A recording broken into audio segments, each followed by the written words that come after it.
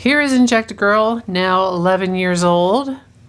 Happy birthday. Thank you. Last week made us start thinking about sweets and treats and all that tempting stuff that when you're diabetic you need to plan. You can't really be spontaneous with those kinds of things anymore. You need to plan around them. You can still have them, just be responsible, okay? So Katie, move that out of the way, please. Squishy We want to pillow. see you, all right? You are the one that's important to have as the focus of this video. All right, so we want to talk about cheating. As we said, there's a way to be responsible and still have treats and allow for that. But lots of times things are tempting, and especially little kiddos, you know, they can sneak things on the sly. And so we want to rewind and talk a little bit about where that comes from. The first couple of weeks after we got Katie home here, she was starving all the time. She needed something to eat all the time. And I thought that it was because she felt fearful. Because she felt like she was being denied a lot of things, that she would sneak on the side. So I did some research on that, and basically what it comes down to is a lot of it is she was in diabetic ketoacidosis, which meant her ability for her body to use the carbs that she had been taking in, it just didn't work anymore. So she was literally starving. She had lost quite a bit of weight. I didn't compare, but she had lost quite a bit of weight by the time we got her down to children's primary. And that happened because her body just didn't know how to use the energy anymore. So when we got her home and began to give her insulin so that her body could utilize all those carbs again, she felt like she needed to make up for lost time. So she was trying to put back on that weight without even knowing it. So there's healthy ways to do that, and there's not so healthy ways to do that. So you had something to say, Katie. My first 2 weeks of being a diabetic, I was sneaking food and stuff because I was starving. And also in the 2 weeks was my very first low. I was playing with my friends on the back porch, and I went low. So I drank 3 water bottles a lot, give it 1 minute. And I ate every single cheesesteak I could find. And none of it felt like it was enough. You were still in panic mode. And I still wanted to eat more and more and more and more and more. Right. And then I saw the cheese balls. But then I was like, just one, please. But then I said, nope. You learned to say no. I thought. And I said to myself, if I eat this, what will it do to me? Well, Okay, and this was a process because, like I said, Katie, there's a lot of children who are new at this, parents who are new at this, and they don't realize that even a mature way of thinking like this, kids can learn.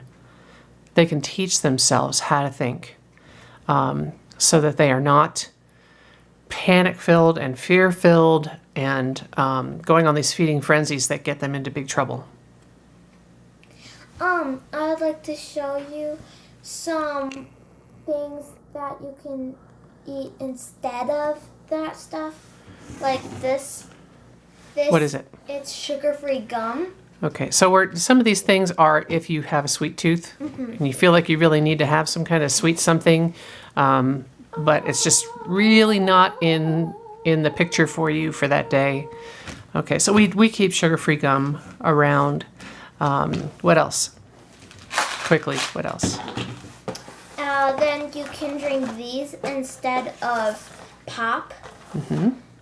These are artificial artificial tastes that you can Flavors? Flavors. Yeah. Yeah, not tastes. Yeah. that you can put into water. Right. And this is one way that I have found that encourages Katie to drink water. She's not a big water drinker, but being dehydrated can mess you up as a diabetic on a number of levels. And one of them that we discovered is her CGM, which you can't see because she has a long sleeve shirt on. It can skew the readings of her CGM or even make them not show up if she's dehydrated because you need fluid underneath your skin for those to show up.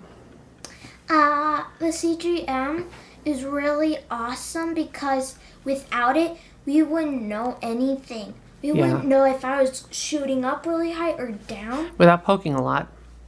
It's been a blessing. It saved my fingers. Yes, and her life. The last 2 weeks we've had some crazy stuff, and we would not have known. This thing is awesome. Yes, it helps us to catch things because we can see trends. All right, moving on. You were going to show some other things. Yeah. Sugar-free. Showed those. Crush. My favorite. Peanut butter lollipops. Peanut butter, and that is, if you really need some kind of stick to your ribs kind of snack, look at the label, Katie. How many carbs? Total carbohydrates, 8 grams. For 2 tablespoons, right? Yeah. Wait, what? So, Wait. yeah, I think it's for 2 tablespoons. Yep. Okay, so we'll do that, and it depends on your carb ratios. You can do that with or without dosing for insulin, just depending on what your situation looks like. Lollipop, All right. lollipop. Oh, lollipop, Next. lollipop.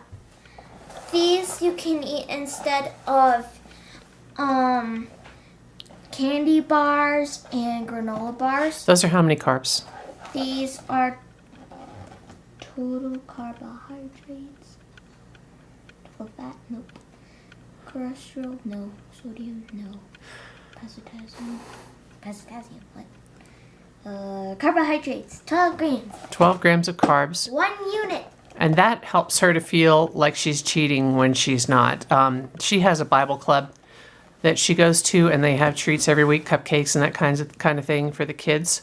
And this we can dose her for before she goes over there. We know exactly how much to dose her for, and she can enjoy a treat along with everybody It's else. called King's Kids. Yeah, okay. It's really fun. These you can have instead of candies if you also have a lot of sweet teeth. A lot of sweet teeth.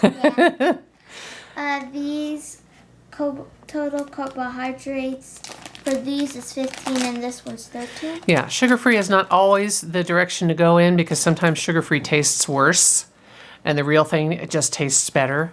And also, sugar-free doesn't necessarily mean that it's low carb. So you really got to read your labels. Also, with these kinds of things, candies like this, you got to watch your sugar alcohols because some people are very sensitive to that. Okay? Also, there's sugar-free pops.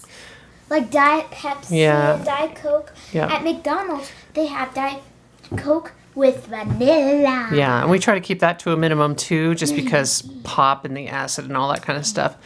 Chemicals just are not a good thing to consume on a regular basis, but it's nice for a treat. She enjoys it for a treat. Okay?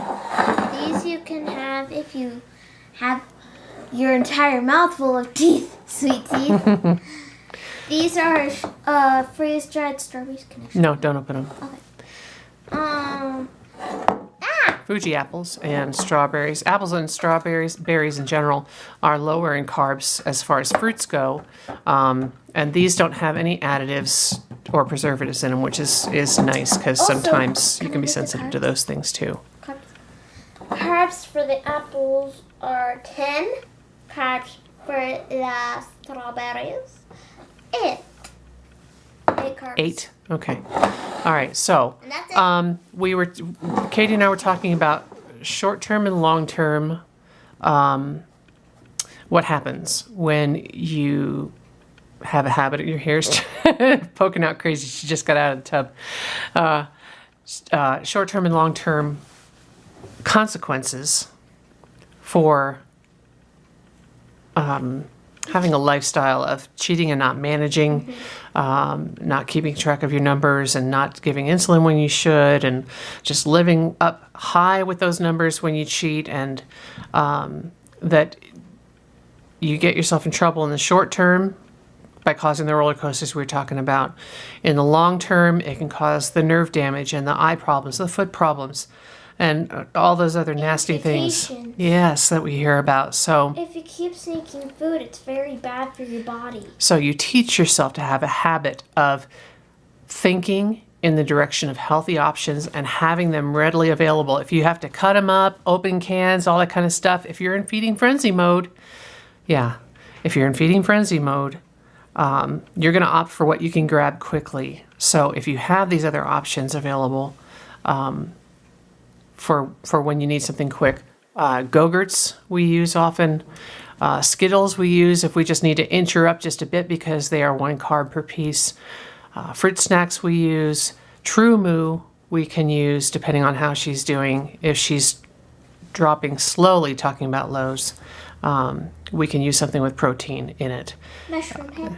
Yes. If she's dropping quickly, then we opt for Capri Sun or a Juicy Juice, that kind of thing, and then give her jerky or cheese or peanut butter after she's back up in range to keep her there. Yes, quickly. Questions. Okay. What's Capri Sun? Capri Sun, the juice bags. Oh. Okay. So we are already over 11 minutes. So finally. Second,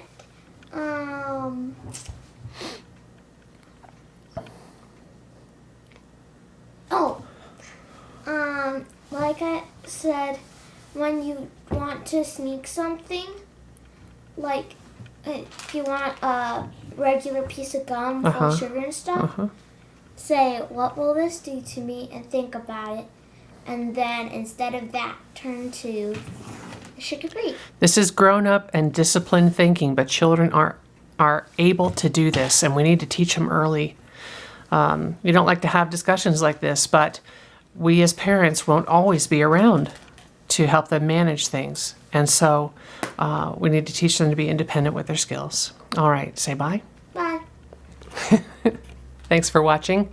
Don't forget to like and share this, please. I like this gum. Yeah, it's pretty good stuff. I couldn't resist. All right, see you later.